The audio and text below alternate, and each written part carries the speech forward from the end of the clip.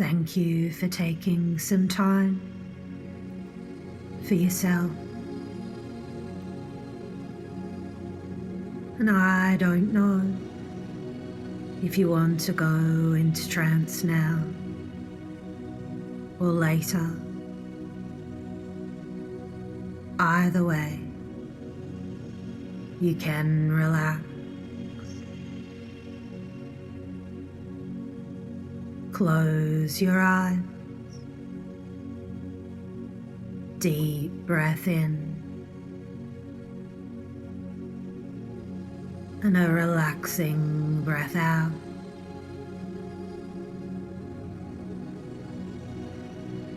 And maybe you're curious to know you will be in control of this entire process. Breathing in and breathing out. Deeper into relaxation.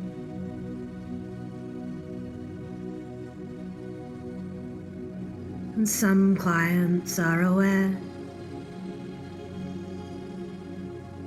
of their chest rising and falling, or the support of the chair supporting them to go deeper into this experience.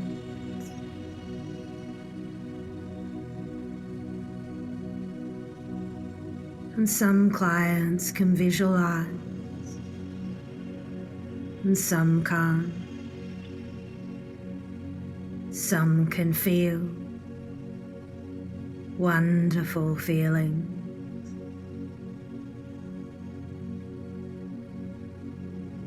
And some can't.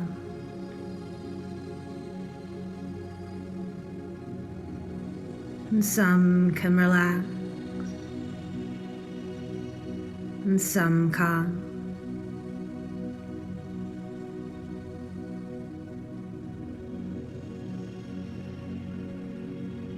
And some can do it all.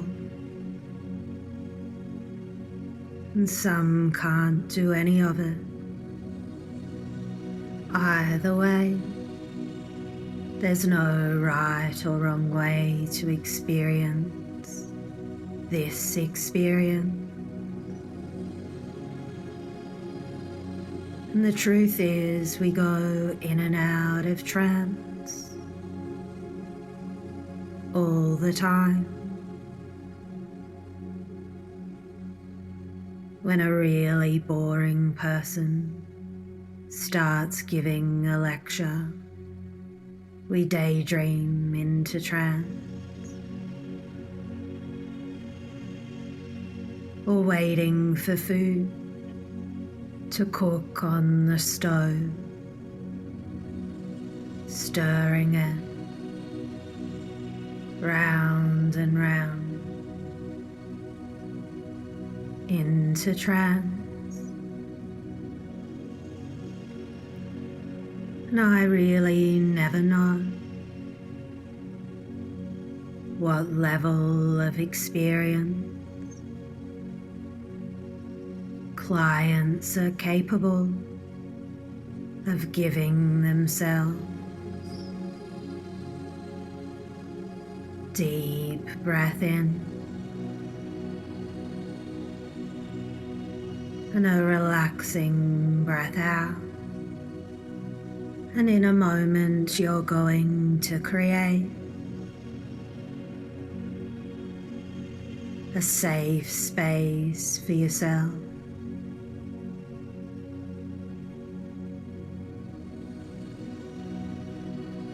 And I want you to imagine you have a ball in your right hand. And I don't know if it will be the size of a tennis ball, baseball, cricket ball, But if you could send all of your emotions into that ball now,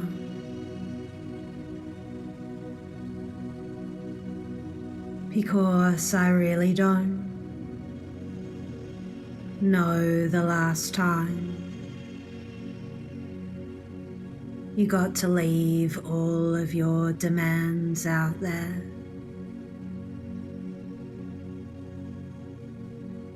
To be here.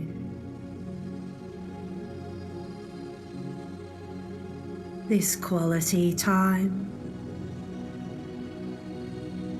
you set aside for yourself.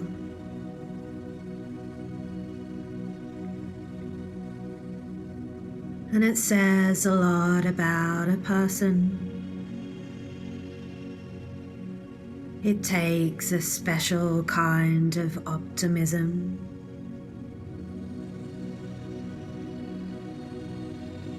to take the time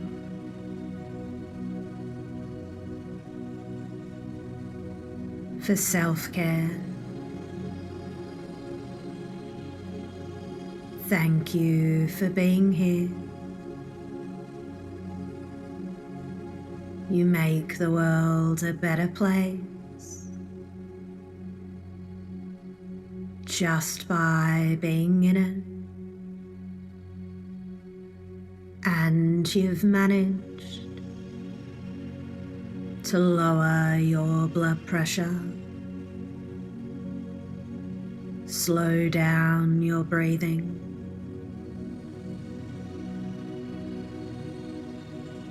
lower your heart rate without me asking that of you. That's how special you are.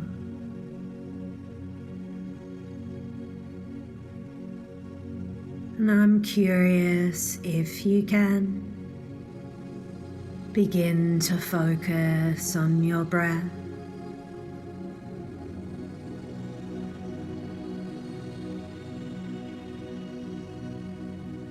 Sound of your breath.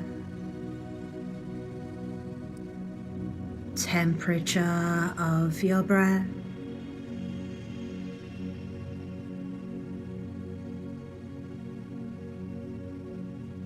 And your shoulders can relax into this experience. And how wonderful it feels to feel the distance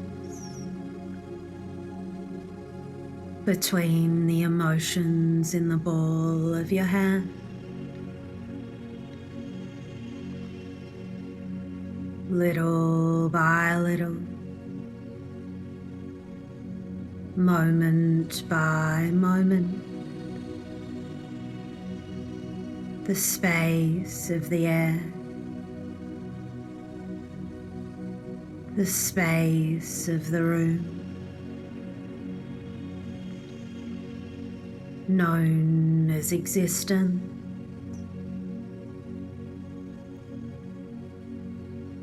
And here you are, existing.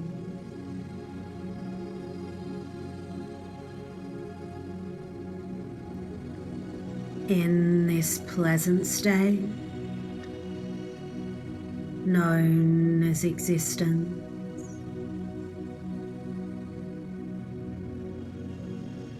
Your atoms vibrating in the space.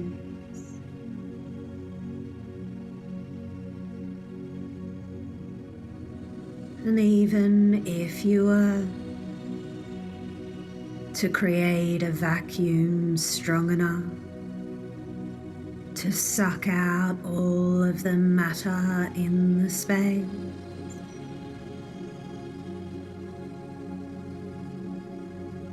you would fit into the tiniest sized button.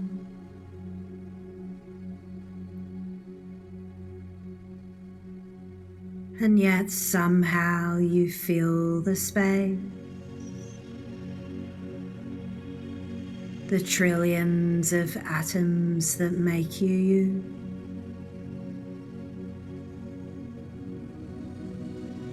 And even if they were influenced by force, at least one atom would still be you, existing in existence. And as you know, sometimes you know exactly what to do, and you do it.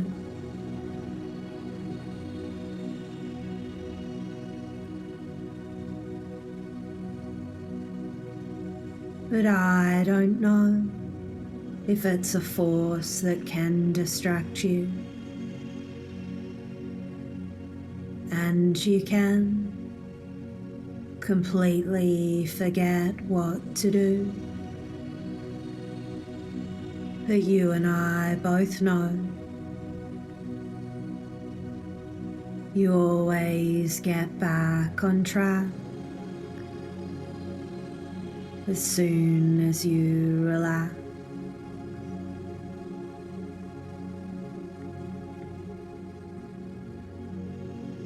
And I never know with my clients if they are in the most successful time in their life or they're at rock bottom. You and I both know with consistent focus and consistent action, things can be different. And there are processes that people have that make them stressed, burnt out, worn out. And there are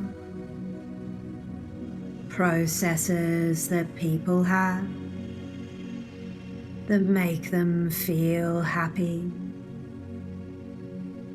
leading with love.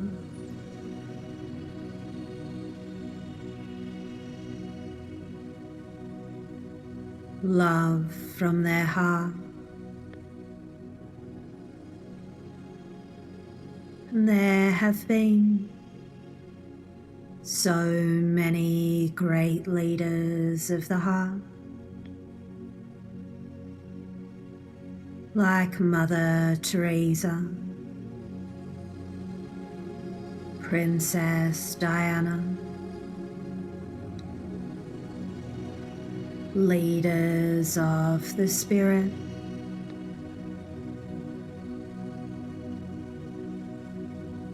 deep breath in, relaxing breath out. And in the past, you've found it challenging to handle uncertainty.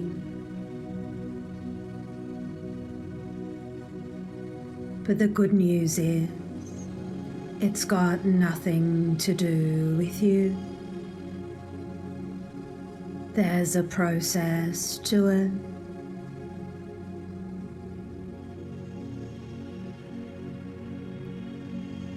And in a moment, I'm going to share with you a few stories. And at first, you might be thinking, why am I sharing with you these stories? But your subconscious mind will be listening and do something wonderful for you a little later on.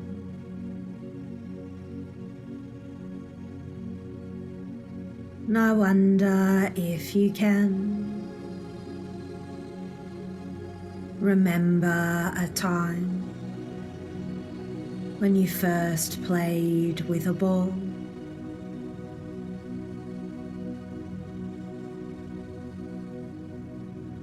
Really curious about the ball, a basketball, cricket ball,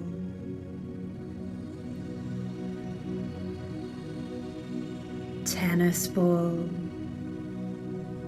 plastic ball.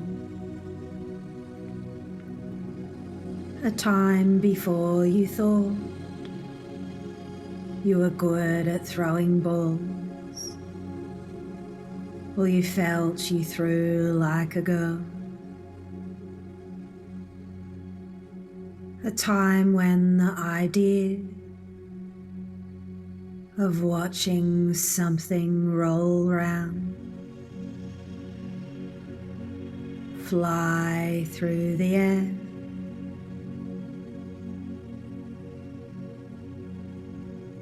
and if you don't have the time,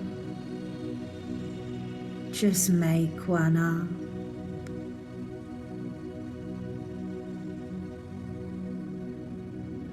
And you have the brain of a small child now, thinking like that's big or that's small, that's pink or blue. Not with an adult's brain. No wonder how curious you might become.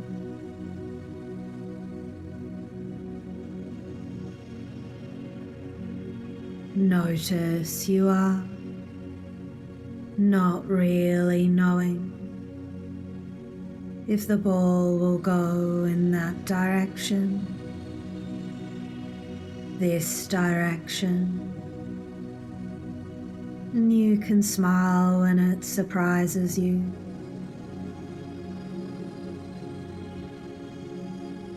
That it went here or there. A time when there was so much joy, not knowing.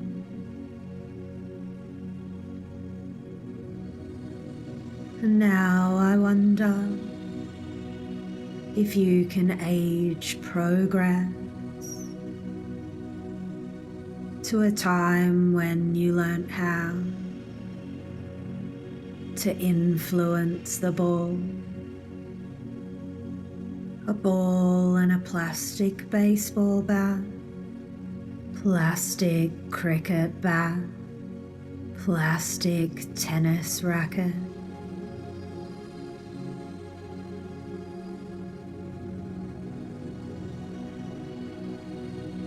And when clients seek out assistance for low self-esteem, the question they ask themselves, is life controlling them? Or are they controlling their life? You controlling the ball now? That magical feeling of knowing you could control it. And I really don't know if the sensation is in your smile, the pit of your belly, or how funny it feels to know you are in control and not at all in control, all at the same time. Surprised the ball went over there.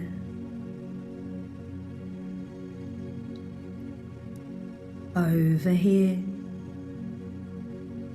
or you got it just right. And when adult clients seek out assistance for OCD, excessive hand washing, a part of them has aligned the idea of germs with an excessive threat.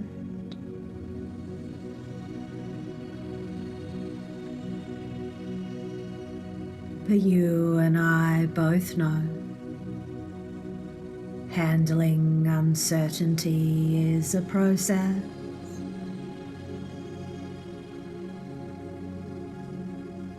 And you can eat Christmas pudding excessively, Easter eggs excessively,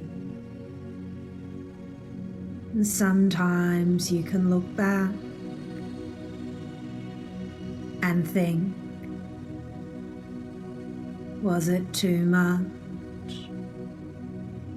And in one of the opening chapters of General Stanley McChrystal's book, My Share of the Task, he describes his comrades serving alongside him during the holiday period, during Christmas, all of them voluntarily choosing to step up and serve the task at hand. And he explains Christmas doesn't exist at home. It exists in the heart, a place within. And you and I both know there are processes that people have that cause themselves stress. And there are processes that help us. And I was watching the Australian comedian Tom Gleeson on Amazon Prime, describing how he prefers to annoy people rather than be annoyed, because being annoyed takes too much effort. It's too exhausting, and he loves to be most annoying in Chinese restaurants with his son, playing drums on the table with chopsticks, tap dancing prawn chips into the carpet. And societies have their rules, governments have their rules, and you have your own rules as an adult if you choose to grow up. But if I were to quote Buddha, what lies behind us and what lies before us are tiny matters compared to what lies within us. And it was Abraham Lincoln, when studying to be a lawyer, was wearing a fine suit and saw a pig stuck in the mud. He wanted to rescue the pig, but was concerned about getting mud on his suit, so he kept on walking. And after a few miles down the road, he turned back decided to help the pig. He laid down a few planks of wood, rescued the pig, and when someone asked him about the mud on his suit, "Why did you rescue the pig? It's only an animal." And he replied something like, "I didn't do it for the pig. I did it for the thorn in my side. I did it for me, to free my mind." And whether you felt the Vietnam War was just or not, the greater intention at the time for the United States was to steer communism out of the Southeast Pacific.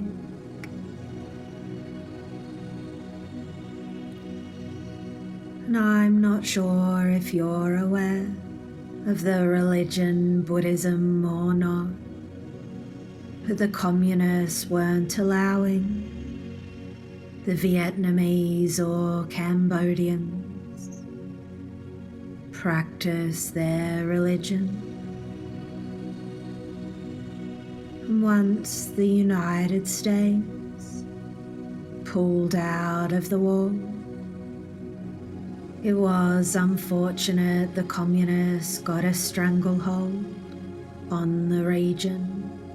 Dictators like Pol Pot moved in and executed about a quarter of Cambodia's population, about 2 million people. And still today, some of us are confused how the Berlin Wall came down on the other side of the world. Some of us assume it was done with a bunch of techno music, the music festival Love Parade, taking a crap load of drugs, wearing fluorescent coloured clothes. And I think there is, still today, entire generations of people ready for a great party. And it reminds me of when Madeleine Albright, former Secretary of the United States, visited Poland in 1981, and at the time there was a hint of an uprising against the communist government, and Pope John Paul II was about to return to his homeland, and all of the school teachers were sent a letter that the Pope was their enemy. But the Pope urged the countrymen to not be afraid, and little by little they grew strength from each other, moment by moment. It was a revolution of the spirit. Down came the Berlin Wall through faith in God and a willingness of the Spirit, and it transformed the face of the Western world. And no one really knows which spirit reached its greatest heights first.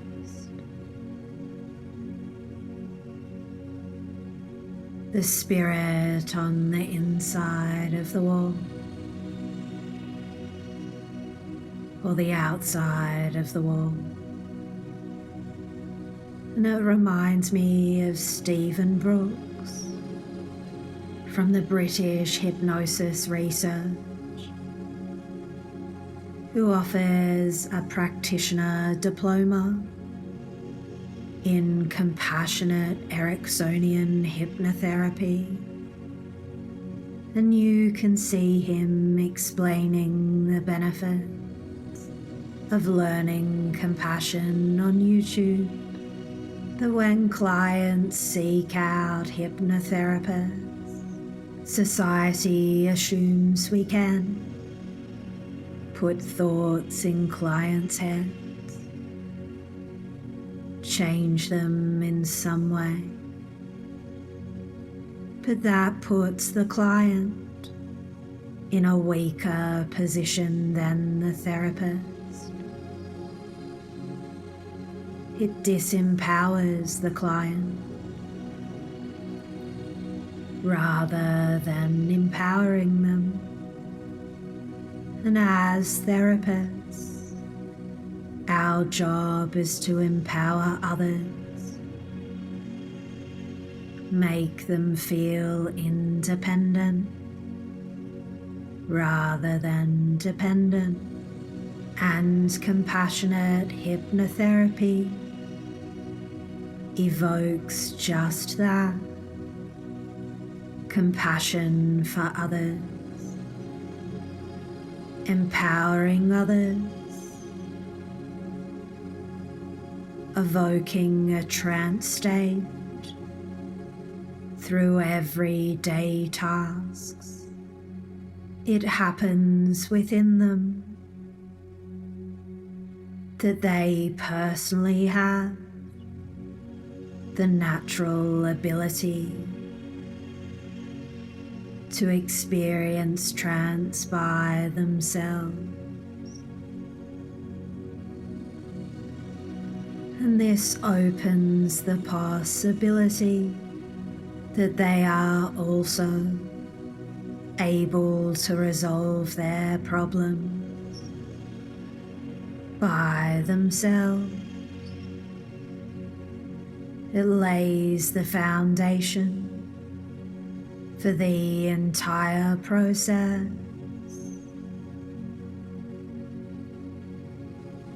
where the clients find the creativity, the resources. They resolve their problems within, and you are loving anytime you treat your body with respect, anytime you help others to be the best that they can be. And if you were to play a game of tennis, but you were consistently rolling over on the follow through of your forehand, and despite all efforts, it hadn't changed. You understood the technique to not follow through. And as silly as it sounds, because you already know what you're doing, the process is to hold your racket on the angle of the perfect follow-through, to focus on it for several seconds, and people feel foolish because they already know how to do this. But as Timothy Galway mentions in his book, The Inner Game of Tennis, it's vital to give your mind a mental image to imitate. Then close your eyes and feel it.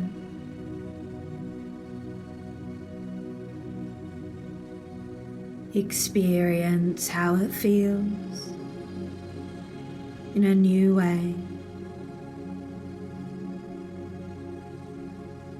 And when you start hitting balls, stop thinking about it, because you've already asked your body to think about it. So just let it happen.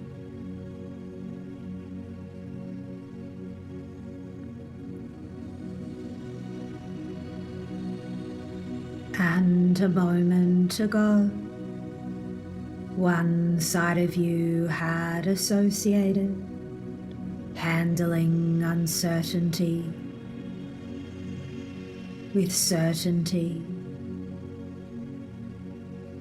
But in fact, the one thing you can rely on is uncertainty. Enjoy not knowing if the ball will roll this way or that way. Or as a wise man once said, home is where the heart is. And if you were to look at your ball in your right hand, turn it into a crystal ball, I wonder what are all the nice feelings that you would want to put in there.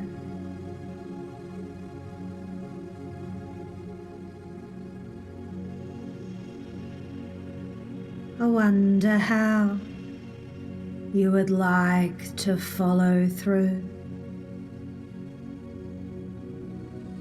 Once you know the right feelings are in your crystal ball, you can send those feelings up your neck, into your mind, from the top of your head to the tips of your toes, leading with your heart. And when you're ready to reorient yourself back to your external world, you can tap into your spirit, breathing in and breathing out. A few passionate, energetic breaths. Stretch out. Open your eyes. Welcome back. You're perfect, just as you are.